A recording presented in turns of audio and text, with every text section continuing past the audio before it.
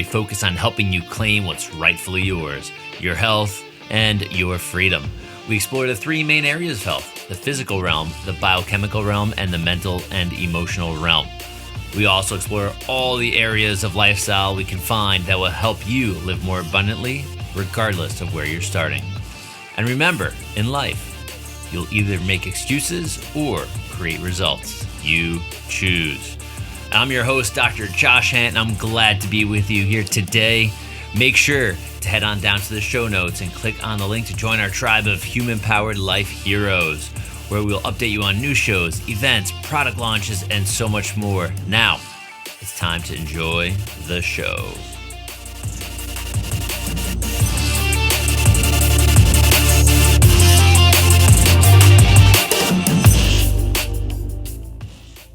Hey everyone, welcome back to the Human Powered Life Podcast. We have another amazing guest. He's coming to you from a little bit warmer weather than where I am in New York. He's out of Miami at the moment. This is Dr. Patrick Wanis. Welcome to the show, brother.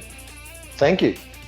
Well, I'm glad to have you. And you know, just before in the pre-chat, you know, talking about relationships a little bit, about building relationships, and we were really talking about the guests, but that's ultimately how we found you, was a relationship we built with another guest that says, you need to talk to Patrick. You need to talk to him. You need him on your show. So the world goes round by being connected, you know, and over the past couple of years, we know we've been so disconnected. So I'm grateful to have you here. I'm grateful to have this connection, have these relationships now starting to evolve and grow. Would you mind sharing a little bit of your backstory so people, you know, can learn a little bit about who you are and what you do? I'll give you the very, very brief version. Otherwise, we'll be here for hours and hours. That's perfect. That's great. But I did grow up in Australia, and I grew up in a very interesting family because I actually grew up in almost in a cult religion, a very strict religion.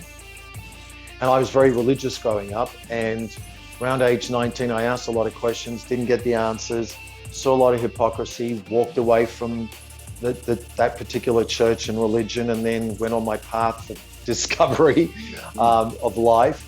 But along the way, I did many things. I was a journalist. I was a TV news reporter.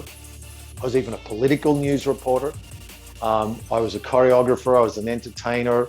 I was an artist. And I've done all of these things, and they've all still, like a mesh, they still stay together.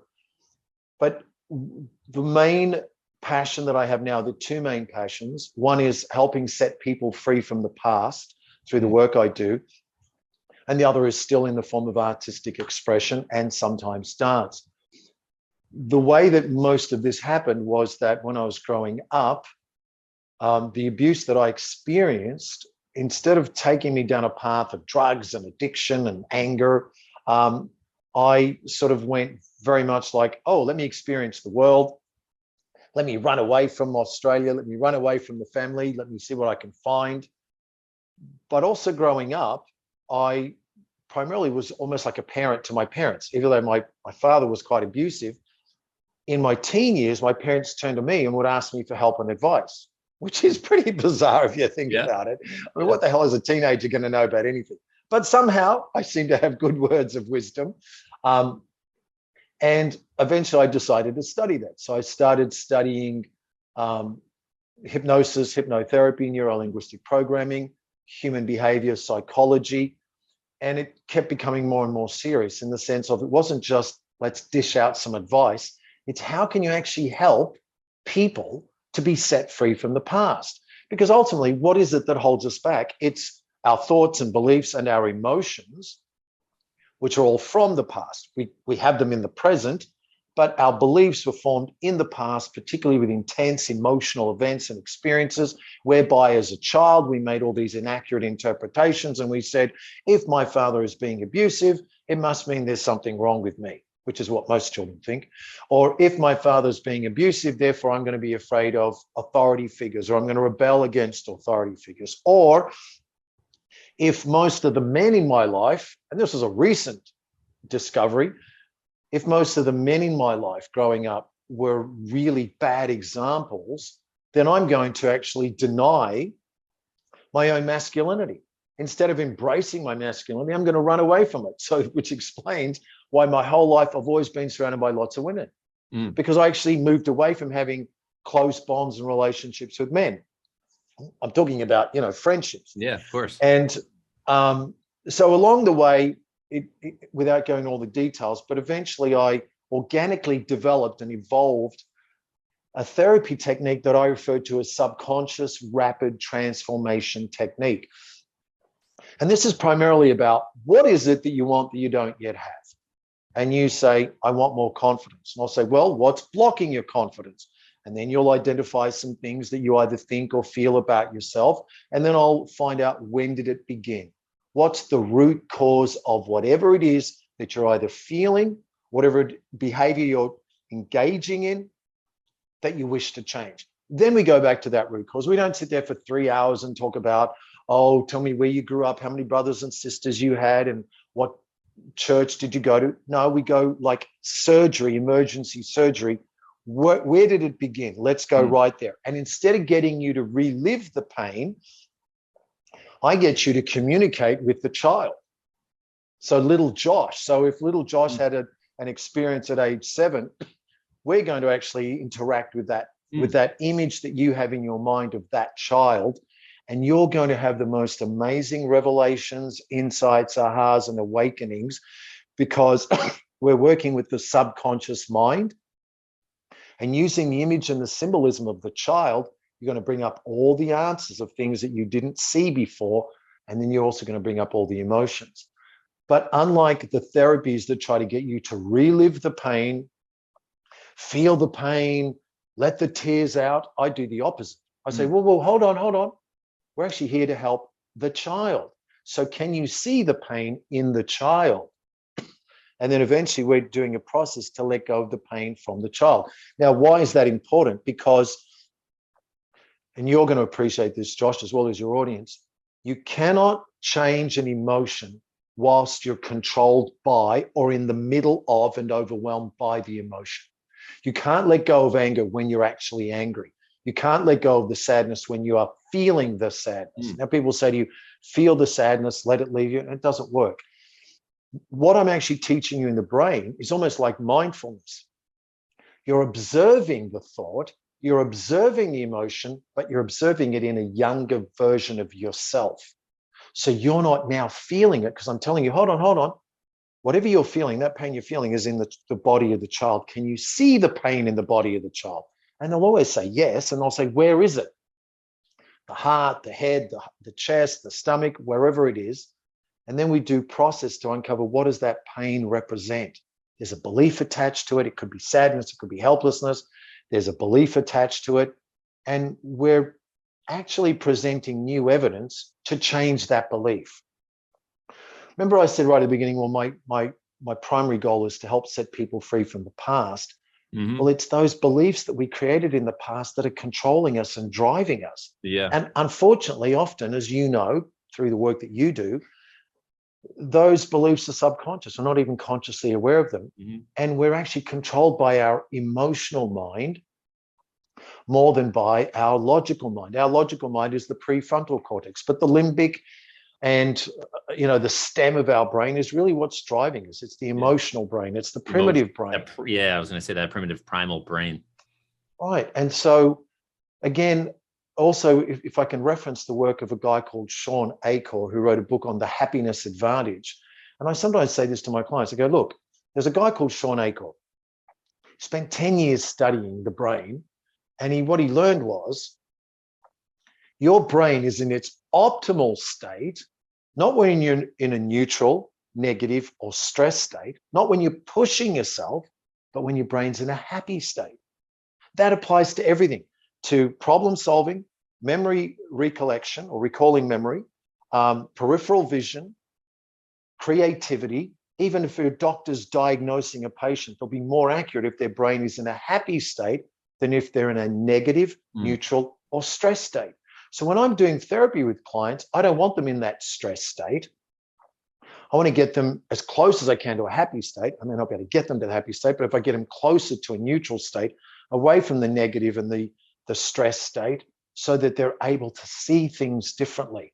And when you change beliefs, when you let go of emotions, you're actually rewiring your brain.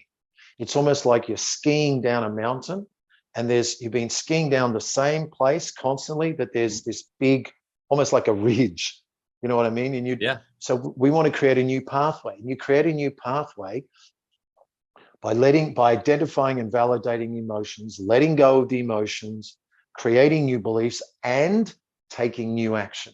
Yeah. So you're rewiring, if you will, the brain, like that neuroplasticity You actually in are. the brain. Yeah. So everyone's heard the term neuroplasticity, and they say, well, what does that mean? That basically means that your brain is moldable, that you can change your brain. Mm-hmm. The way you think today doesn't have to be a permanent state. Now, here's another misconception about neuroplasticity. People say, well, my brain's neuroplastic. Maybe I should go to Patrick to change my brain. But you're actually changing your brain on a regular basis every day based on what you're thinking, what you're feeling, and what you are doing. Mm-hmm. It's the action that therefore creates the habit. It's the action that creates that hard program. So you've got to identify the emotions, let go of the pain, got to identify what's that belief that's driving me. Maybe it's I'm not good enough, there's something wrong with me, I'm an outsider, I don't belong, or I'm bad, or I'm guilty, or life is useless, or life is helpless, or I'm helpless, or I'm powerless. You've got to identify those and make those changes. Then you are changing your brain. And then suddenly you react differently to the world. Yeah. And I just like connect a couple dots with everybody else that's listening right now. You know, when you're starting to change the brain, you're just the feelings, emotions that Patrick's been talking about, your psychology, if you will impact your physiology. And as Correct. a chiropractor, I see that every single day. You know, mental, emotional stressors really break down the body a lot faster than people, than people that are healthy. And if the best way to think about this is, I'm in New York City, and I tell my patients to go walk outside, just pay attention to everybody's postures as they're walking by. Right. And you can picture this, people that are, I'm like, what do happy people look like when they're walking? Their heads up, they got like this good strut in their step. They're like, they look like they're the boss, right, of themselves. And confident. The people that are, right, the people that are, that are having that mental, emotional stress or fear, anger, worry, whatever it may be, their posture's rounded, their shoulders are down, their head's down. They usually don't have any smile or any kind of emotion on their face. And they'll go, oh my God. They're like, I think I walk that way. I'm like, most people are unconscious that they're doing it. But then when you start becoming aware, you're starting to change that. So it's powerful what you're doing. You'll change the actual physiology of the whole body by doing what you do. Yeah, and that's a good point. For that reason, I actually do yoga every day, almost 7 days a week, but at least 5 days a week. And I'm blessed enough to live in front of the beach. So I get down to the beach and I do 2 hours of yoga every day. And I do that for the very reasons you're saying, because I believe you've got to work on both the mind, the body, and even the heart or the emotions. And obviously, as you know better than I do, they're all interconnected. And so just the act of doing yoga and realigning your posture and staying in these poses, and then you feel certain things in particular poses. And I always say to myself, why am I today struggling with this pose? Because sometimes I'm like, I'm wobbling. But yesterday and for the past 3 months before, I didn't wobble, but something's off, and it's usually an emotion or a thought. So what you teach is really, really great. And I really love to learn even more about, constantly I'm learning more about the connection between the emotions and the body, because I also specialize in trauma recovery and trauma healing. Yeah. And that's why when I'm working with patients, I'll get them to also do the visualization of letting go of pain from the body. So like you said, the psychology affects the physiology. The psychology is the thoughts, the thoughts as well as the emotions. But the emotions are often trapped in the body. And I know that sounds very esoteric, metaphysical, new age, but it's actually not, as you know, and you might have a better way to explain it, because we do actually experience emotions in our body. And if I'm feeling sad, not only does my posture change, but I feel that certain emotion in different parts of my body. Why is that? Why do we say, I was livid over what she said to me? Livid meaning from the liver, anger. And it's interesting because TCM, traditional Chinese medicine, says the liver is associated with anger. Or we say, I peed myself with fear. Then the Chinese say the kidneys are associated with fear. That's very interesting how we've created these phrases, not even recognizing where they're coming from. Or here's a good one for the audience. When we say, I'm heartbroken, you broke my heart, we say, why do we do that? Why do we associate the heart with love and with pain? And interestingly, the brain processes social rejection in the same way, in the same part of the brain as it does physical pain. So if you're going through a breakup and you say, my heart is hurting, it feels like it's physical pain because your brain is saying it's physical pain. And we just forget that we're a total unit of thoughts, emotions, and physical body. And if you want to add this to the soul, in terms of like, what's my mission? What's my purpose? What fulfills me? What's my skill? What's my gift? What's my talent? Where do I fit into this whole crazy world? Hey, we're giving you a short break here where you can head down to the show notes or lifestylelocker.com and join our tribe of human-powered life heroes. You'll be the first to know about new shows, events, product launches, affiliate specials, and more. And now, back to the show. So I want to connect a couple of things. We mentioned psychology impacting physiology, and then when you spoke about yoga, there's the inverse, right? There's the physiology will impact the psychology, right? Because there are neurochemicals and hormones and all things that are moving around. And to connect a couple of things, I'm not sure if you've ever heard this. I do this with my patients on a regular basis, and I frequently share it on the show. But I talk to people about the stress response in their body, and what happens. I'll clap my hands. I'm not going to do it on the microphone, and you know why you had headphones in. But if I clap my hands really loud and you weren't paying attention, and I startled you. Without even putting my hands on you or that patient, I can change your blood pressure, your heart rate, drop adrenaline into the system, and put your body into a state of fight or flight or a stress response, which takes all of the chemistry of the body, puts it into muscles, which doesn't allow healing, but it allows you to fight, flight. Right. So, but then you look at me and go, oh, he's just being a jerk, joking around. Your physiology will go right back. That's an acute response, but most people don't live in an acute response. They're living in a chronic version of that, which changes all of the chemistry of the whole body, doesn't allow healing, reduces immune function, all sorts of different things. So usually people that are mentally stressed or emotionally stressed, they're usually sicker as well in all places. So there's a couple of things to add to that, or to expand upon that. It's interesting because when you talk about clapping and startling someone and shocking someone and triggering the survival response, people don't understand that there's conscious, subconscious, unconscious, and non-conscious. So the startling, if I stood behind you and clapped or screamed, your brain, you don't even have an opportunity to process that and say, was that Patrick? Was that Josh? What was that? No, your brain goes straight away to the fight or flight response. So that's a non-conscious response. The other thing that I wanted to add, particularly for anyone that's ever experienced trauma or experienced sexual abuse, which is also a form of trauma, but there are many forms of trauma. When we talk about the fight or flight response, we're limiting the actual reality. It's fight, flight, freeze, or fawn. So we know fight is, I'm going to defend myself. Flight is, I can't defend myself. I better run to save myself. Freeze is, either I'm completely overwhelmed, or the only way I believe I can stay safe and alive is to freeze and do nothing. And perhaps the predator or the person attacking me will imagine that I'm dead and leave me alone. And the feign is something that relates to people, that particularly girls who've experienced constant sexual abuse as a child, that eventually they feign the response. That means they're going along with it to stay alive. So they're numbing themselves to the predator, to the sexual abuser, to the pedophile, whoever it is. That person's still doing what they're doing. And the victim is not fighting back. They're not running. They're not even freezing. They're just going through with it, again, as a form of survival. And all of those four things that we discussed, fight, flight, freeze, or fawn, has a powerfully negative impact on the body when it's experienced as a child, and then the trauma stays with the person. So they're constantly responding and reacting with a trauma response to things that are no longer traumatic, that are not traumatic in the moment.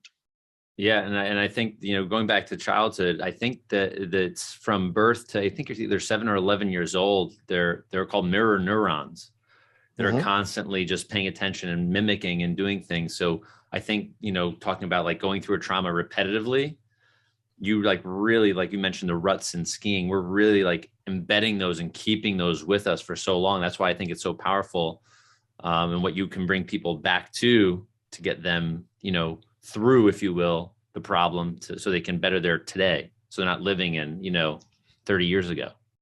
Yeah, so these are really, really great points, Josh. So mirror neurons is a capacity that we all have. That's why when, I don't know if you're a sports fan, but you're watching a sporting game and you see someone trip or fall and you go, ouch, that must have hurt. And it's as if you felt the pain. So you watch someone fall on their knees and you feel the pain as if it's in your knees. And your body, mirror neurons, means I'm seeing what's happening to you and my body is going to mirror in me what you just experienced, which is a way for me to stay safe. So if I meet you for the first time and I see you've got an angry or aggressive expression on your face and I feel that, I go, I better stay away from this person because perhaps they're going to hurt me. It's also a way for us to build social connection when we can have compassion by saying, wait a minute, Josh, what's wrong? There's nothing wrong. Josh, you look sad. No, I'm not sad. Josh, I can tell you're sad. That's because I'm feeling the sadness. Now, on that point, you want to be careful who you associate with. If you constantly surround yourself with people that are sad, depressed, angry, aggressive, you're going to keep creating those emotions in your body. You're going to become like that person. Hence the phrase, you become who you hang out with. Yeah. Or show me your 5 closest friends and I'll tell you who you are. I think that was Jim Rohn that said that. The second thing in terms of trauma healing is if we've experienced trauma or abuse in whatever form, verbal, mental, emotional, physical, sexual, we keep reliving that even as an adult. And we don't understand that emotion is actually controlling us as well as the belief. By doing the process that I organically developed over many years, SRTT, subconscious rapid transformation technique, you're going back to that incident and you're actually helping the brain to realize it's no longer happening. It's finished. And you're also bringing to that experience what was missing. So if anyone's ever experienced any form of abuse or any form of trauma, it could be physical trauma, it could be mental, emotional, psychological trauma, the primary emotion that's experienced is helplessness. And so you keep walking around as an adult or as time, whenever it happened, you continue walking around through life with that underlying feeling of helplessness. And using the technique that I do, we go back to dissolve that feeling of helplessness, to take the subconscious mind out of that state of constant fear, constant threat, because the subconscious mind is like a loop and it just plays everything again and again. It's not like there's a clear understanding of time. So it's very powerful and very fulfilling when you can actually help set someone free from pain that they've been carrying around for decades. And it could be something small or something big. Yeah. So with this process, you put people through, I have a couple of questions. One, what is like the average, because you talk about being rapid, right? I know people may have decades of, this mental emotional trauma that they've, been holding on to and living by. How quick does that usually take? And what happens? They get broken free, if you will. They're now a new person or living a better life or whatever we're going to describe it. What steps do they keep taking? Do they have to keep practicing certain things? Or are they just like, okay, I'm good?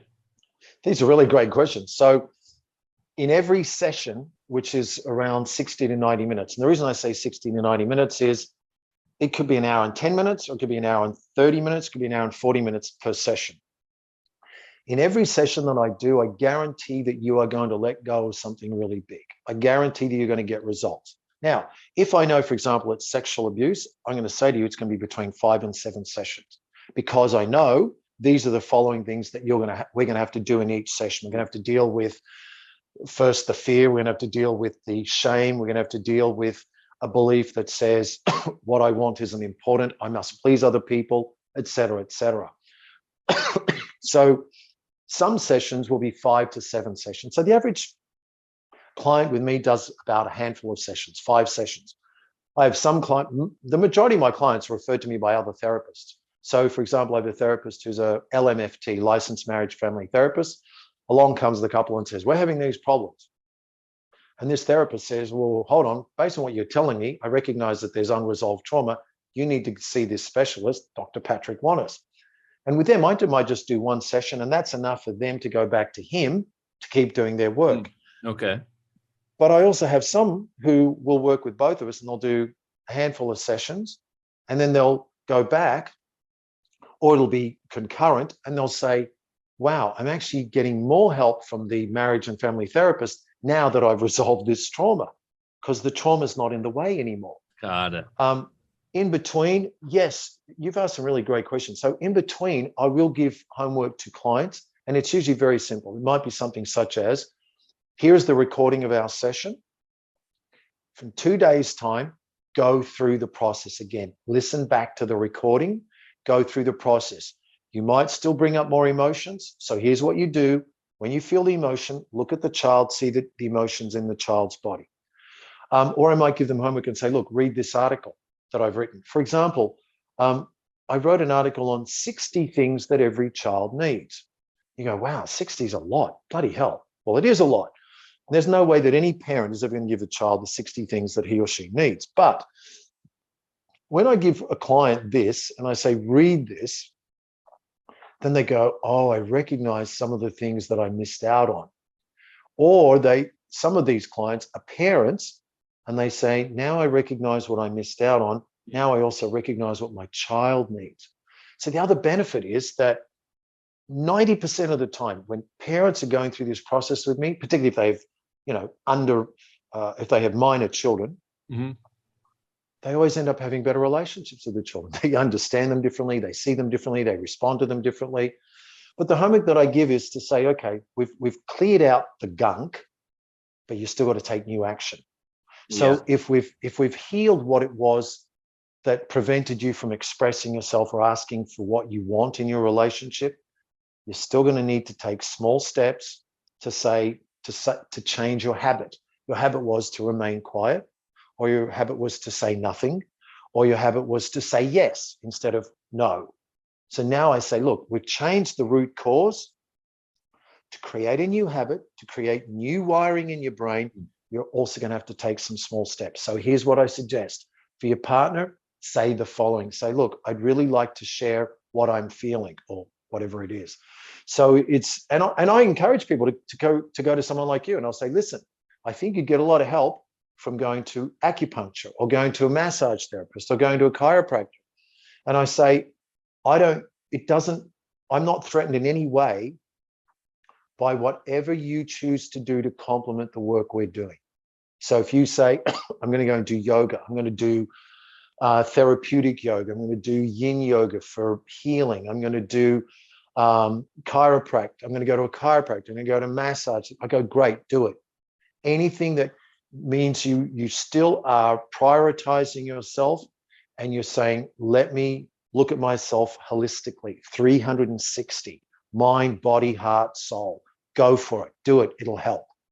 Yeah, no, I think that's very powerful. I like that it's not, here's a solution, we get it and see you later, that there's actually going to be something that they're going to actually work on, so it becomes, long lasting. Obviously changing things with anything in life, I think the reps all count, right? Like the consistency and the reps count and make the biggest difference in the world.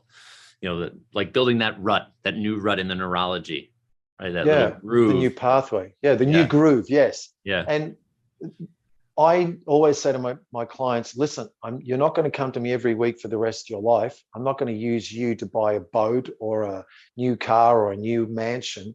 We're going to work together based on what you need. And if you or I, and I've sometimes said it to a client, I said, look, I think you're okay now. So for example, I had a mother who was working with me, and then she sent me her son, who I think was 18 at the time.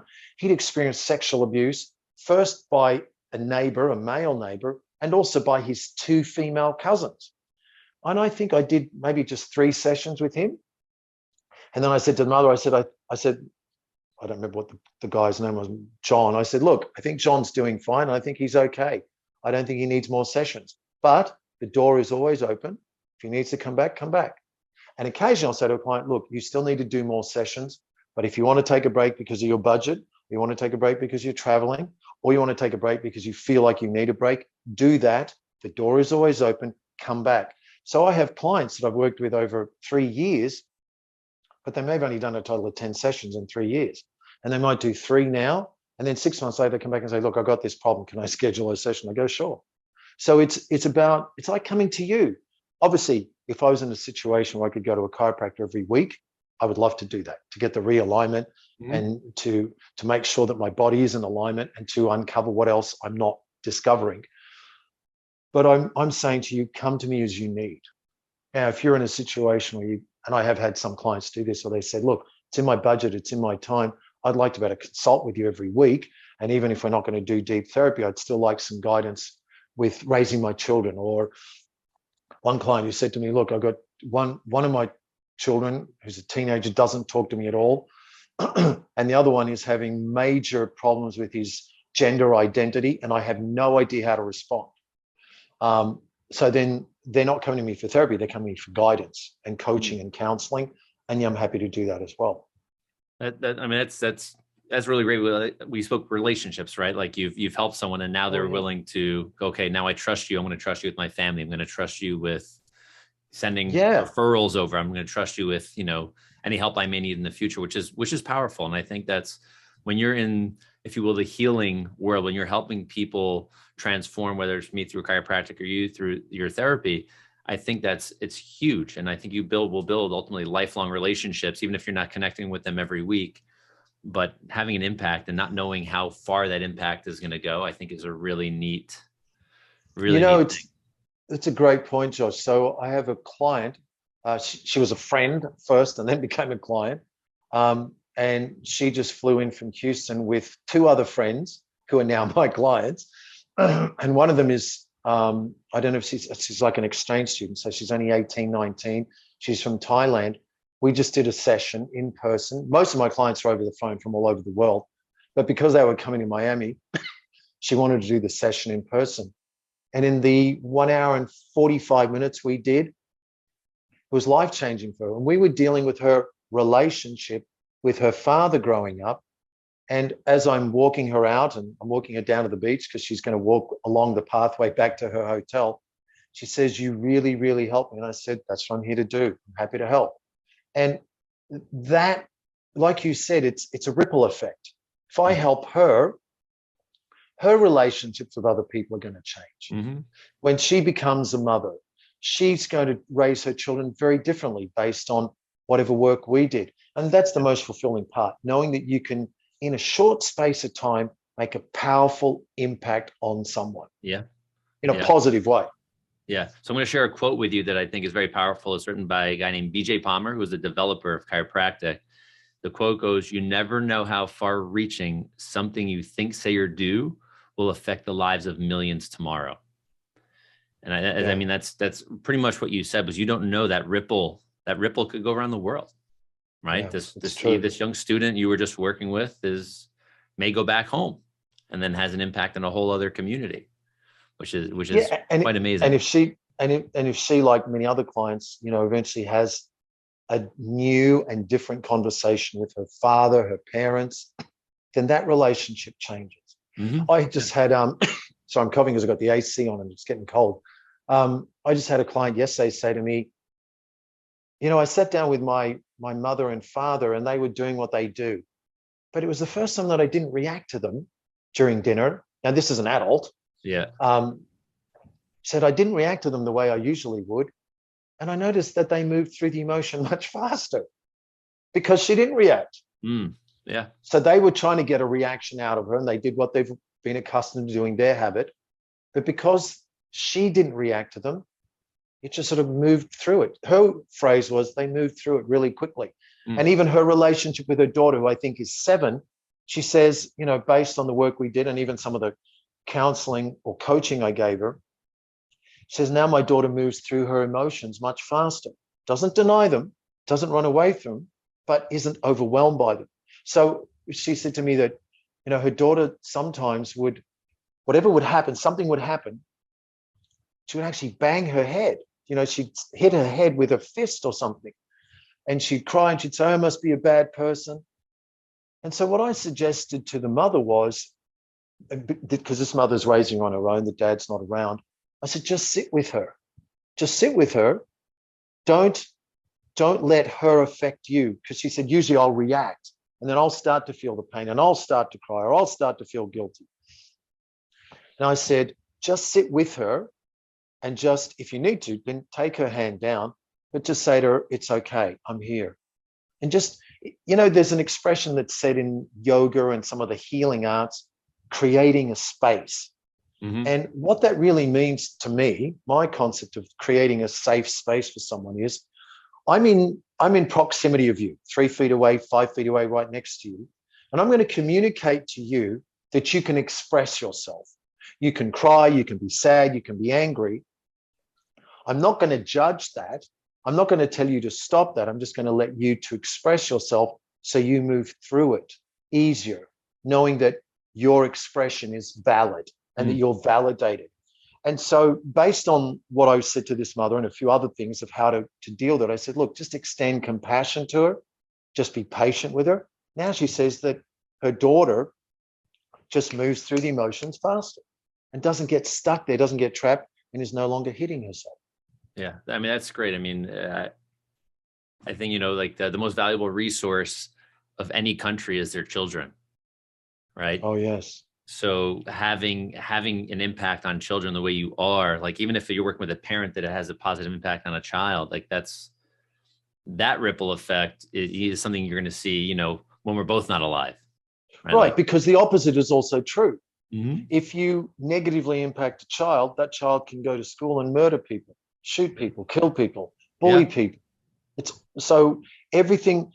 I have a phrase that is, do you affect people or do you infect people? Are you affecting people in a positive way? Or are you infecting people? How are you moving them forward? Are you moving them forward in a positive way, or are you crushing them and destroying them so that then they're going to be full of anger and they're going to lash out at someone else and hurt someone else? Yeah, that's very true. I like that. Affect or infect. I'm going to actually steal that, I think, in conversation. Go ahead. So Patrick, I just want to wind down here for a second because we're going to get to the video portion. So everybody can head over to lifestylelocker.com once we're finished and watch part 2. But Patrick, where's the best place for people to find out more about the SRTT, about what you do, maybe see some other interviews? Where can people find the best stuff? PatrickWanis.com is my website. You can go there to, I think it's services, book a session. And there I have various videos of testimonials. I have an explanation of the process.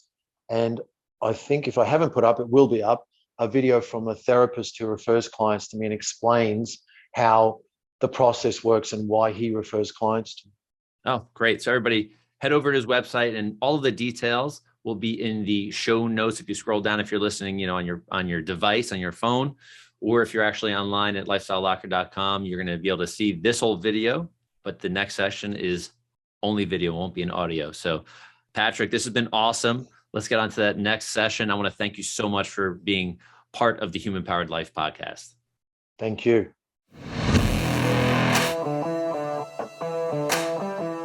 Thank you for tuning into this episode of the Human Powered Life podcast.